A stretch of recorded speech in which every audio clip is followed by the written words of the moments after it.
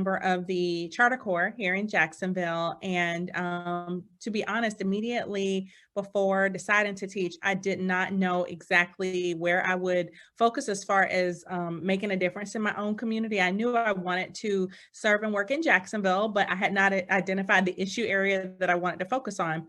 And when I decided to teach, it really changed everything for me. I have spent my entire career focused on educational equity and really ensuring that low-income students and students of color are afforded opportunities to be successful.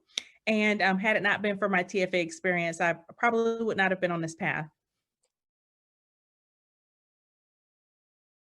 At JPEF, the Jacksonville Public Education Fund, we call ourselves an independent think and do tank, and we work so hard to help close the opportunity gap between low-income students and students of color. We really go about our work in three main ways. The first is through our research, so our independent analysis of educational issues and policies to really identify both where we're being successful and where there's opportunities to improve our public schools, and really to identify and make recommendations both to inform our own work, but also the work of partners to help us move forward.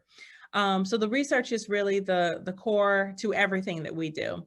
Guided by our research, we also serve as a convener. So that's our second strategy. So we're bringing partners and stakeholders together to work collaboratively, around solutions that we all agree upon and that we believe we must play an important role in order to move the needle.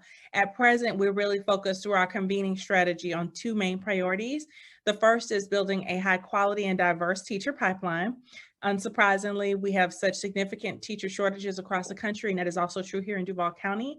And as we identify the talent our students need in the classroom to be successful, we also want to make sure that our community is able to prioritize recruiting more diverse male teachers, which is the greatest area of deficit when it comes to our teaching pipeline.